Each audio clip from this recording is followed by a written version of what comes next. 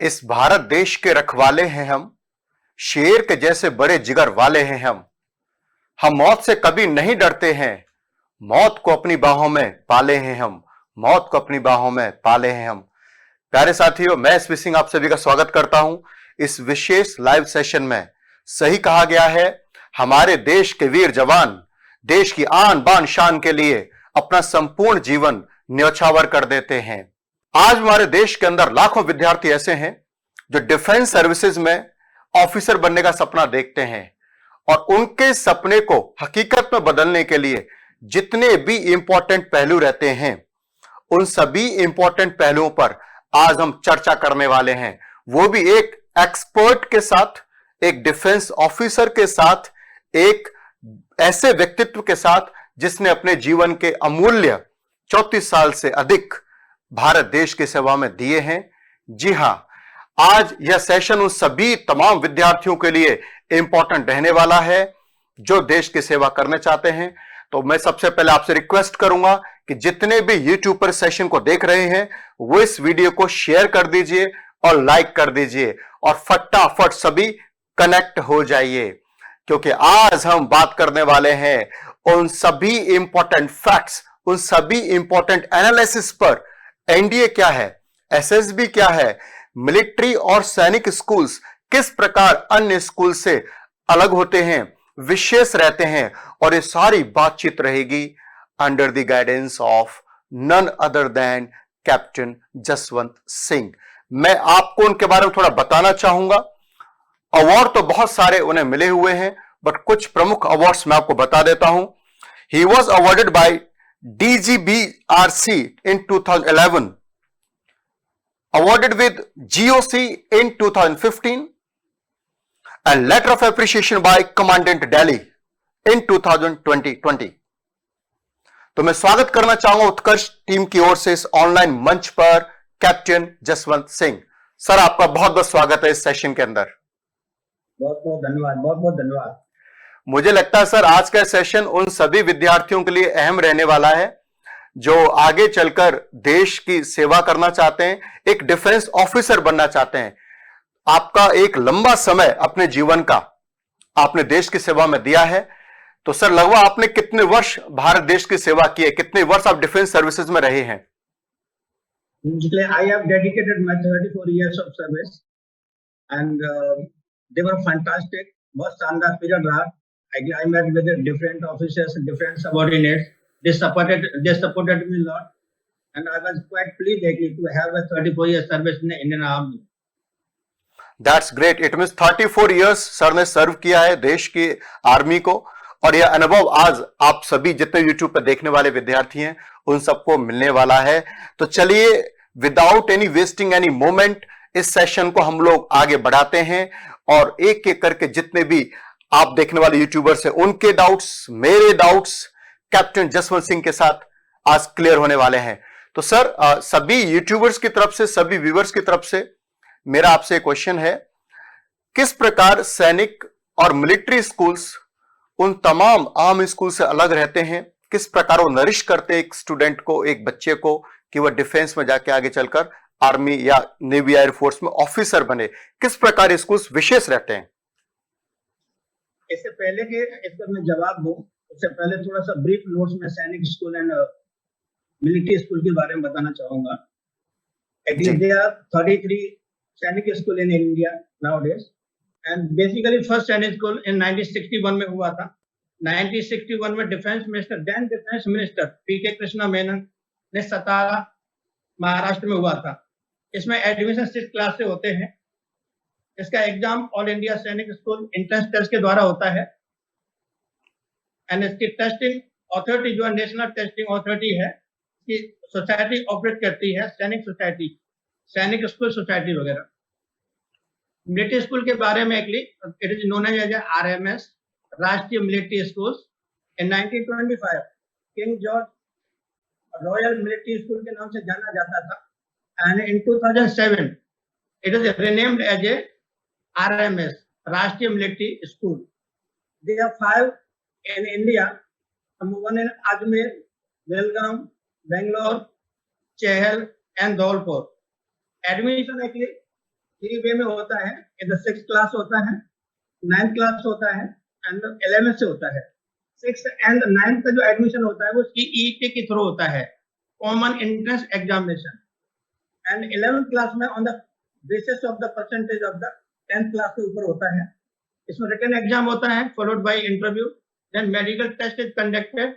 After medical test then merit is made, on the basis of the merit then they are selected for the Rashtriya military school के लिए है। It means यहां तक ये clear हो चुका है कि अगर किसी स्टूडेंट को राष्ट्रीय मिलिट्री स्कूल में या फिर सैनिक स्कूल में एडमिशन चाहिए तो उसे क्लास 6 के लिए अप्लाई करना पड़ेगा, क्लास 9th के लिए अप्लाई करना पड़ेगा। और उसमें भी जो प्रोसेस है वो भी अच्छा खासा प्रोसेस है। उसे पहले रिटन टेस्ट देना होगा, उसके बाद इंटरव्यू भी है और मेडिकल भी है। यानी कि उन्हें ऐसे स्टूडेंट की आवश्यकता होती है जो मेंटली फिजिकली फिट रहते हैं। जी। बिल्कुल। तो जितने भी प्यारे बच्चे हैं जो क्लास 5th में हैं और क्लास 8th में हैं, उनके लिए सुनहरा मौका है कि वह मिलिट्री स्कूल्स और सैनिक स्कूल्स की तैयारी कर सकते हैं। सर यही परफेक्ट एज होती होगी। अधिकांश विद्यार्थी पूरे भारत में से जो तैयारी करते हैं इसकी, तो वो क्लास 5th से करते होंगे क्लास 6 के एंट्रेंस टेस्ट के लिए, और क्लास 8 से करते होंगे क्लास 9th के लिए। 9th के लिए जी सर। इसमें सीट अलोकेशन होता है। Normally 70% seats are allotted for the JCOs, junior commissioned officer, other ranks and ex-servicemen. Okay. And 30% seats are allotted to the officers and civilians. And 50 seats are allotted those who have laid down their life during war or any confrontation for the country. Great. तो यहाँ पर dear viewers आपको reservation का पता चला, किस तरीके से रिजर्वेशन कोटा इसके अंदर रहता है। ठीक है सर। जी sir. Then I come to the point basically कि अदर स्कूलों से ये सैनिक स्कूल है, मिलिट्री स्कूल जो है क्यों अलग है। जी। इसके पहलू हैं, कई हैं। बेसिकली तो डिसिप्लिन है। सारे स्कूल एंड कॉलेजेज है विदाउट डिसिप्लिन नहीं चलते, उनका भी एक अनुशासन होता है। बट सैनिक स्कूल एंड मिलिट्री स्कूल का जो डिसिप्लिन होता है इतना बेहतरीन होता है because they are governed by the military personnel only. तो उनका time management is fantastic. Time से खाना है, टाइम से सोना है, टाइम से पीना है। तो अनुशासन ही उनको एक ग्रेट बनाता है। अनुशासन की वजह से, बिकॉज ऑफ कोर्स एटलीस्ट सब कॉलेजों में अच्छा अनुशासन होता है, but military school and Sainik schools वगैरह में ज्यादा अनुशासन होता है compared to the other colleges and schools. And second is the social adjustment. हम एक जगह से दूसरी जगह जाते हैं, किसी भी संस्था में जाते हैं, संस्था हमारे आधार पर एडजस्ट नहीं करती है। हमें संस्था के आधार पर, इंस्टीट्यूशन के आधार पर अपने आप को एडजस्टमेंट करना पड़ता है। तो Sainik school and military school is concern because the boys are coming from different part of the country and they got different languages, they got different culture, but they are living together here amicably. Aim एक ही है because they want to crack this NDA, they want to be defence officer in the Indian Army, Navy or in the Air Force. And the second option is the duty first. Duty first. It means पहला आपने बताया sir कि discipline बहुत अच्छा होता है military और सैनिक स्कूल्स में, और डिसिप्लिन से जो ऑटोमेटिक जो पूरा लाइफ स्टाइल एक स्टूडेंट का वो कंप्लीटली चेंज हो जाता है। भारत के अलग अलग कल्चर से, अलग अलग कोनों से विद्यार्थी आते हैं, और जैसे वो मिलिट्री सैनिक स्कूल में एंट्री लेते हैं तो वहां का अलग कल्चर होता है, डिफेंस का कल्चर होता है, डिसिप्लिन का कल्चर होता है। तो एक पॉइंट तो ये रहा। जी सर, सेकंड पॉइंट। जी। सेकंड पॉइंट है सोशल एडजस्टमेंट। जैसे मैंने बताया कि हम कहीं जाते हैं, हमारे आधार पर संस्था इंस्टीट्यूट चेंज नहीं होती है, हमें अपने आधार पर, संस्था के आधार पर हमें अपने आप को चेंज करना पड़ता है। देश के अलग अलग कोने से विद्यार्थी आ रहे हैं यहाँ पे इंस्टीट्यूट में, यहाँ के आधार पर चेंज कर रहे हैं। उनकी कल्चर अलग है, लैंग्वेज अलग है, बट उनके लिए कंपल्सन है बिकॉज एम इज एक है करके they want to crack this NDA examination so that they want to be an army officer. So social adjustment उनका top class होता है because different language, different culture में भी अपने आप को ढाल लेना करके बहुत बड़ी बात होती है। नॉर्मली कॉलेजेस में होता है पर ये नहीं होता है जो सैनिक स्कूल मिलिट्री स्कूल में होता है। Third is the never give up. Third point is the never give up. उनको एक सरेंडर न होने की कभी भी हिदायत दी जाती है, ये सरेंडर नहीं कर सकते। सपोज एक एग्जांपल मैं आपको देता हूँ। एक मिस्टर एक्स और मिस्टर बाई बस से जाता है, अचानक टिकट लेता है और पर्स में रख लेता है और टिकट गुम हो जाती है या पर्स ही गुम हो जाता है। कंडक्टर आता है उसके पास में, show me the ticket but there is no purse at all and conductor gives him two option, either take the ticket or get down from the bus. So normally 75 or 60 to 75% the students or the people are there, they will get down. They want to convince him that, but he's not getting convinced. But in this case of this type of student of the military school and Sainik school, definitely will convince the conductor. Convince the conductor, he will not get down from the bus. And he can tell them, just nearby my neighbors actually, they can convince them by the neighbors, just in front of you, I got the ticket, but unfortunately I lost it. And his eye contact can tell him. His eye contact can tell him very easily, of course, actually, that he will be convinced that he will not be surrender itself 100%. So he will not get down from the bus. The second point is that never give up. He will not surrender. The student of the military school or military that Sainik school have no tendency to surrender at all. It means third point हो गया जो हमारी life में भी बहुत अहम रहता है sir, never never never give up. तो मिलिट्री सैनिक स्कूल्स में जरूर सिखाया जाता है स्टूडेंट को कि भाई लाइफ के अंदर कभी भी हार नहीं मानना है, कोशिश करते रहना है, क्योंकि कोशिश करने वालों की हार नहीं होती। Sir please carry on.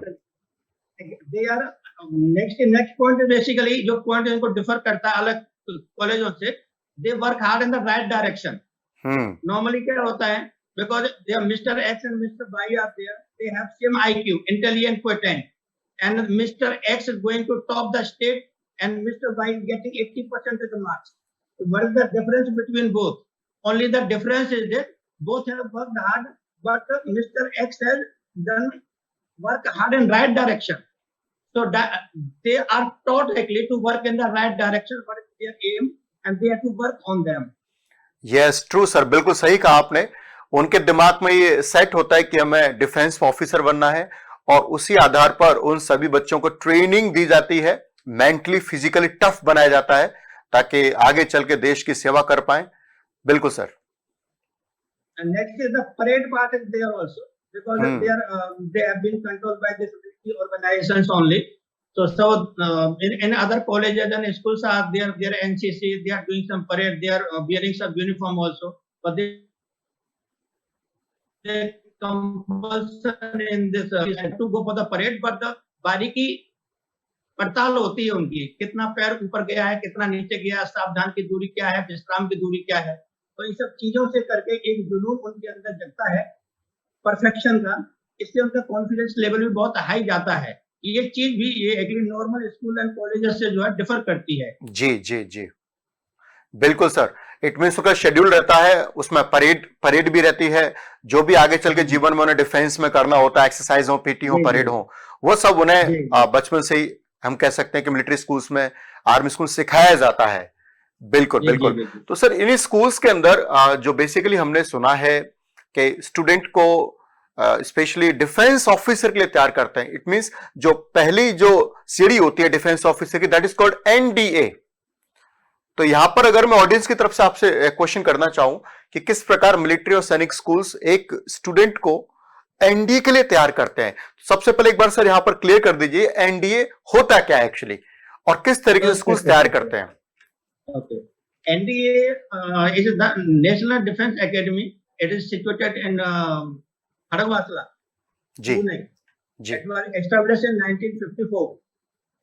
And this is a good thing for us. Basically, this is the तीनों सेनाओं के लिए ट्रेनिंग इंस्टीट्यूट है ये, army, navy and air force के लिए। Great great. The candidates those qualify for this UPSC examination, then they have to go for the same training के लिए वहां पर जाते हैं ये लोग। जी। Eligibility for the same. Motto of the NDA basically सेवा परमो धर्म। सेवा परमो धर्म, बिल्कुल। In English, serve before self. Okay, great. Serve.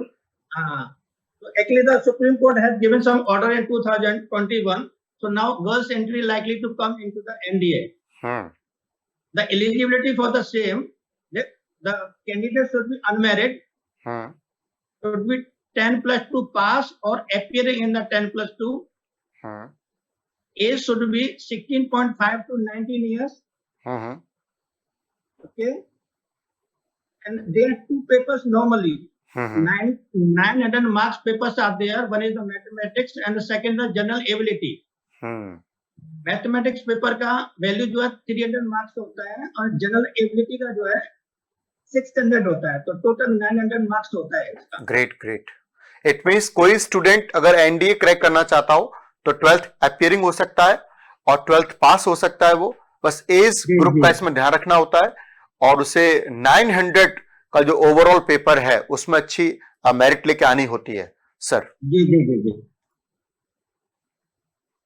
इसके बाद सर क्या रहता है, जैसे एनडीए एक स्टूडेंट है उसने क्रैक कर लिया, फिर आगे क्या रहता है इसके अंदर? एनडीए के जैसे आपने पहला प्रश्न था कि come to the same point करके कि कैसे तैयार करते हैं एनडीए के लिए। जी जी बिल्कुल। एनडीए के लिए कैसे तैयार करते हैं, बेसिकली 16 OLQs होता है, अफसर लाइक क्वालिटीज होता है, एंड मिलिट्री स्कूल एंड सैनिक school they know about this, ये जानते हैं इनके बारे में कि किस टाइप के फ्रेमवर्क में इनको ढालना पड़ेगा। आपने कुम्हार देखा है, कुम्हार के पास एक मटका होता है, कच्चे मिट्टी का होता है जी। ये लोग अर्ली एज में आते हैं, तो कुम्हार भी जैसे शेप देना चाहता है मटके को, उसी प्रकार से सैनिक स्कूल एंड मिलिट्री स्कूल भी इनको शेप अप कर सकते हैं। इनके जो 16 OLQs होती हैं, अफसर लाइक क्वालिटीज, उनको डेवलप कराते हैं, टाइम टू टाइम उसको असेस करते हैं। उनको कैसे तैयार करते हैं इसके लिए क्या, जैसे एग्जांपल देता हूँ, they teach them how to take initiative, because एक संविधान में दिया गया है, एक अधिकार है, एक कर्तव्य है, तो हम लोग के अधिकार की ज्यादा फिक्र करते हैं, कर्तव्य की तरफ भूल जाते हैं। तो यहाँ पे क्या है, कर्तव्य को पहले रखा जाता है, अधिकार को बाद में रखा जाता है। So they teach them how to take initiative. Suppose you are going to take the bus or train somewhere and you are going on the way, you witness an accident. तो 75% लोग या उससे अधिक लोग क्या थोड़ा इग्नोर करते हैं, कोई हरी होती है, जल्दबाजी में होता है, उसको छोड़ देते हैं। पर इस टाइप के बच्चों को ऐसा नहीं होता है, ये they have to take initiative. Initiative means जो भी इंजर्ड है उसको they have to hospitalise them, they have to inform the NOK, then they have to go on their way. तभी जाना है उनको रास्ते में, ये इनिशिएट करके पेशेंट को कंफर्ट जोन में डाल करके उसको नेक्स्ट ऑफ इनको बता करके जाने से, तो ये उनको पढ़ाया जाता है कि इनिशिएट कैसे लेना होता है जी। नेक्स्ट क्या है, उसमें डिफरेंट टाइप के बच्चे आ रहे हैं, डिफरेंट लोकेशन से आ रहे हैं, कुछ हो सकता है हिंदी बेल्ट से आ रहे हैं, कुछ इंग्लिश बेल्ट से आ रहे हैं, तो इसके लिए एक माहौल चाहिए इंग्लिश स्पीकिंग का। नॉर्मली एसएसबी में इंग्लिश और हिंदी दो ही लैंग्वेज अलाउड हैं, तो वहां पे क्या सेम माहौल मिलता करके it is very easy for them to learn the English, how to speak in English, so that their power of expression increased. When their power of expression increased, then definitely the confidence level goes high. So if their confidence goes high, then shyness run away. Right, all right. This is the second quality, and the next is the courageous. They want to make the courageous. They give the different tasks and they put some SRT, situation reaction test. Suppose in the night you are sleeping, and when you walk by 2 o'clock, then you found that you are nearby house caught fire. What you will do?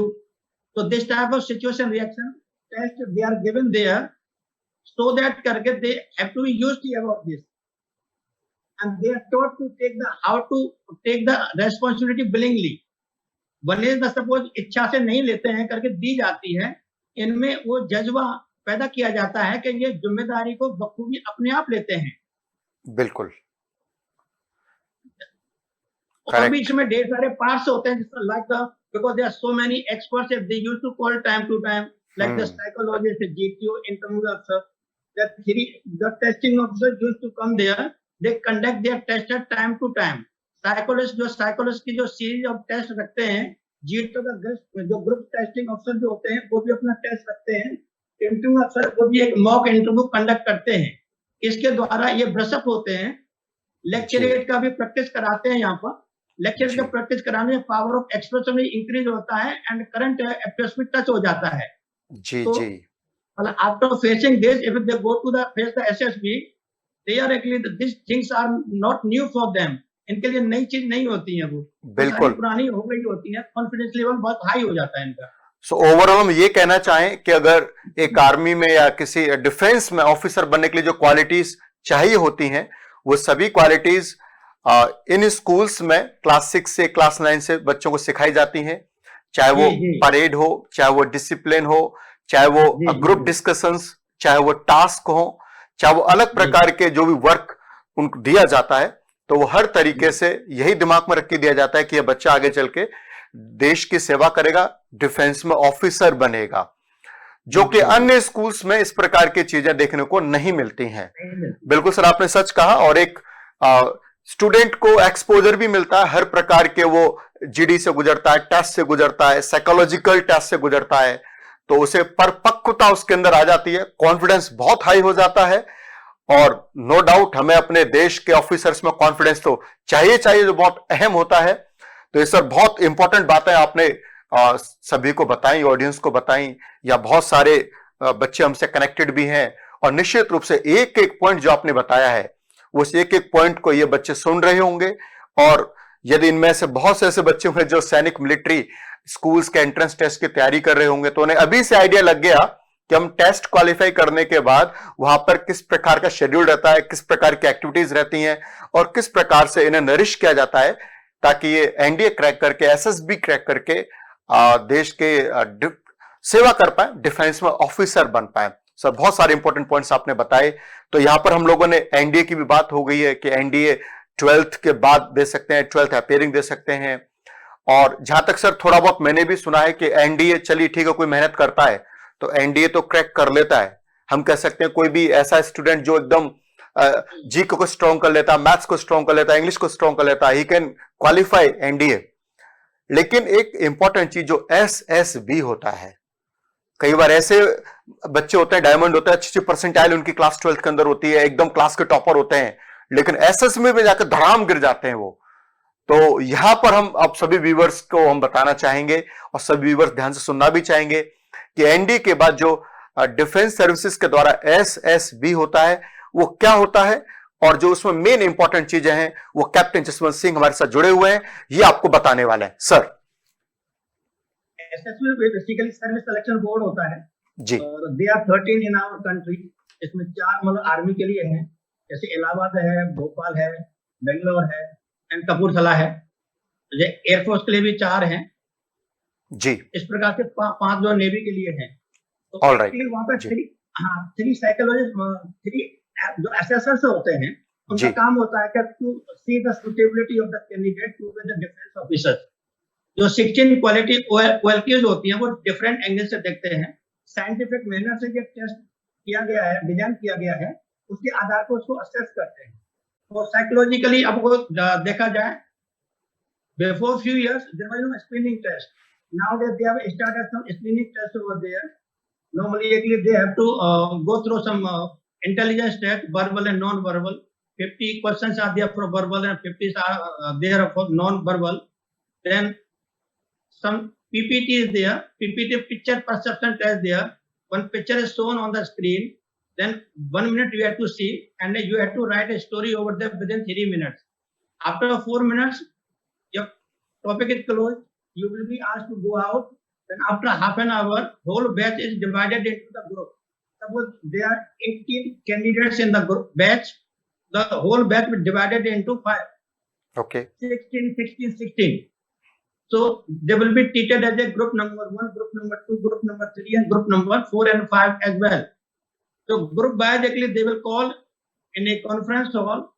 So they will ask to sit in a circular motion. तीनों assessor आपके पीछे बैठे होंगे। They asked to narrate the story, आपने क्या story बनाई है। Purpose is to make the group story. That's why the picture जो आपको दिखाई गई है काफी फॉगी होती है। फॉगी होने का उसका पर्पज ही यही होता है कि अगर पिक्चर फॉगी नहीं होगी तो ऑटोमेटिकली सेम टाइप की स्टोरी होंगी, तो उनको आसानी होगी ग्रुप स्टोरी बनाने के लिए। So they want to know the different ideas आएंगे करके, क्लैश होगा करके, तो लीडर लेस जॉब होता है, तो लीडर इमर्ज ऑटोमेटिकली। जो असेसर आपको पीछे बैठ के देख रहे हैं वो असेस करते हैं।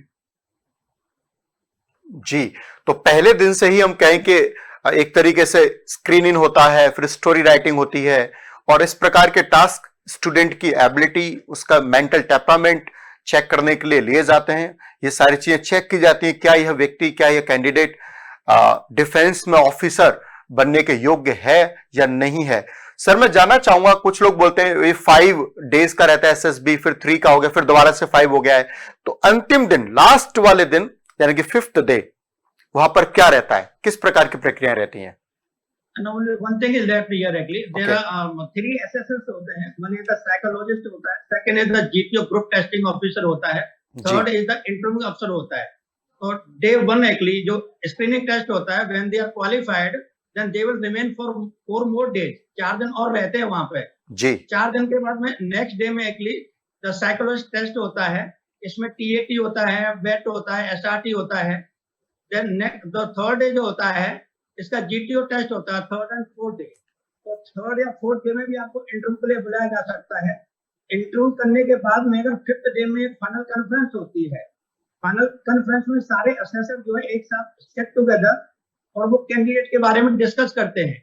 उन सबके सामने कैंडिडेट प्रेजेंट होता है और प्रेजेंट होने के बाद में उनको लगता है कि 2 असेसर अगर उसको पास करते हैं तो उनकी साइड से ठीक है और एक ठीक नहीं, एग्री नहीं है, तो वो क्या करके कोई SRT सिचुएशन रिएक्शन टेस्ट डाल देते हैं कि जिस क्वालिटी में वो लेक कर रहा है.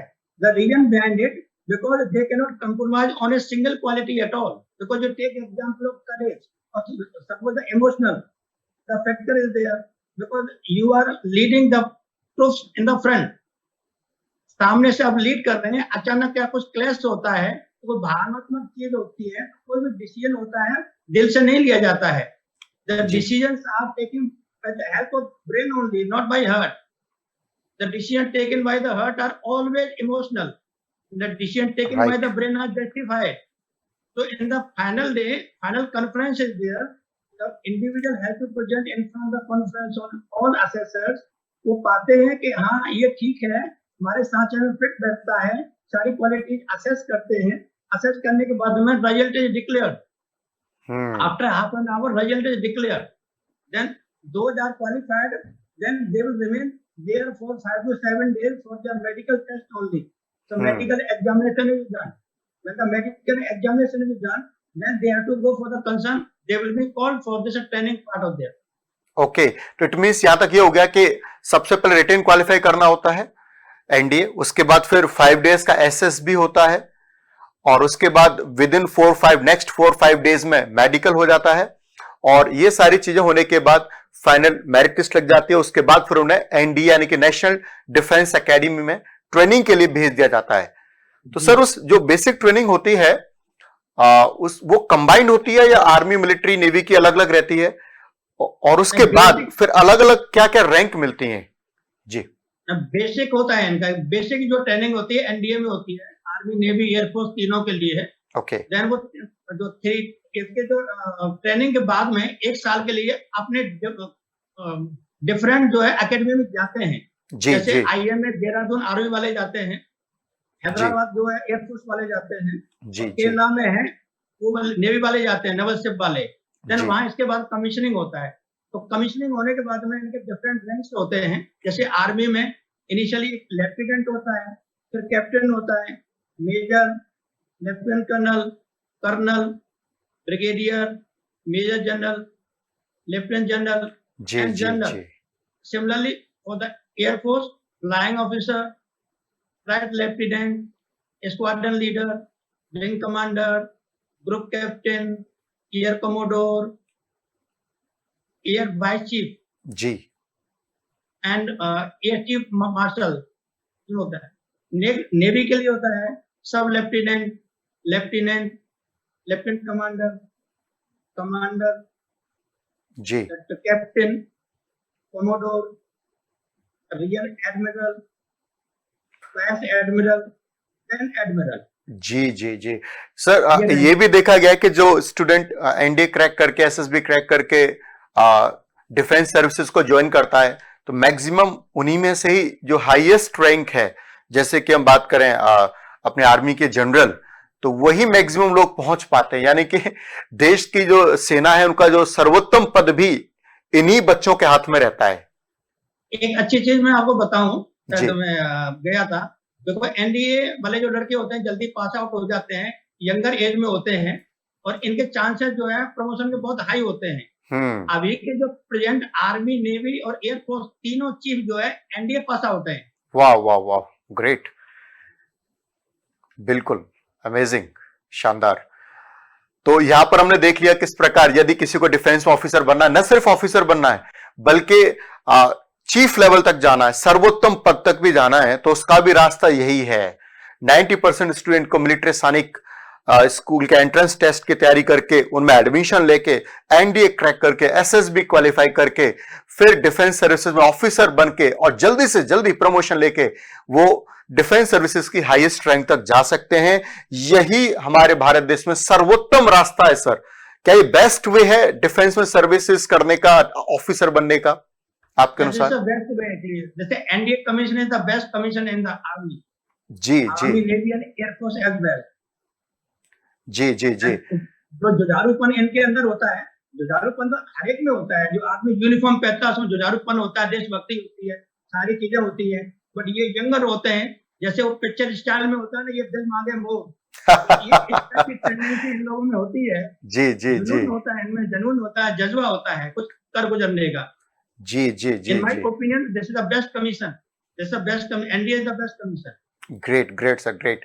तो यहाँ काफी कुछ चीजें ऑडियंस को, व्यूवर्स को क्लियर हो चुकी होंगी। सैनिक मिलिट्री के बारे में आपको काफी कुछ चीजें पता चल चुकी हैं, एनडीए के बारे में पता चल चुका है, एसएसबी के बारे में भी सर ने काफी चीजें बताई हैं। और इवन एसएसबी नहीं, उसके बाद भी आप जिस रैंक पर आपका सिलेक्शन होता है वो रैंक भी तीनों फोर्सेस की क्लियर कर दी, आर्मी, एयरफोर्स, नेवी की।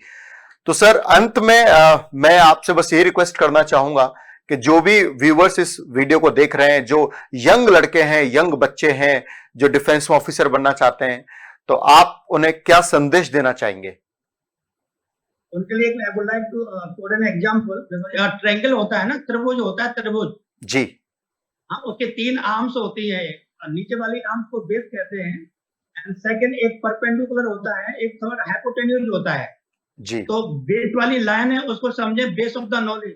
जो भी आप करना चाहते हैं उसकी नॉलेज आपको हासिल करनी होगी।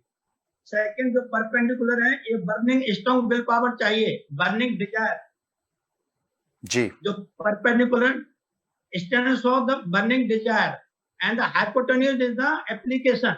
जो आपने बेस ऑफ द नॉलेज हासिल किया है उसको आप ग्राउंड लेवल में एक्सिक्यूट करिए जी। करने के बाद में बीच में एस लिख दीजिए, that is a success. If your base of knowledge is there, if your burning desire is there, you are applying the same thing on the ground level. Nobody can stop you. Be Wow. optimistic, be positive. Step taken with confidence can solve any problem. Nothing is impossible. Only your determination, your mental stamina, burning strong willpower will take you to the height of success. Wow, I what, wish them very all the best. wow, what a beautiful message, sir, you have given. Sir ने 3 important चीजें बताई, 3 triangle के pointers बताए, 3 arms बताई। सबसे पहले students, आपके अंदर नॉलेज, बेस ऑफ नॉलेज होना चाहिए, फिर विल पावर होनी चाहिए, और फिर इस विल पावर को जो आपने प्लान किया है एग्जीक्यूट करने का हिम्मत, साहस आपके अंदर होना चाहिए, तभी आप सफलता प्राप्त कर पाएंगे। सो सर, आपने अपना वैल्यूएबल टाइम हमें दिया, इसके लिए थैंक यू सो मच। हमसे कनेक्ट होने के लिए थैंक यू सो मच। और जितने व्यूवर्स हमसे कनेक्टेड हैं उनके लिए भी दिल से बहुत बहुत आभार। हम इसी प्रकार के और भी सेशन आपके सपनों को पूरा करने के लिए लेके आते रहेंगे।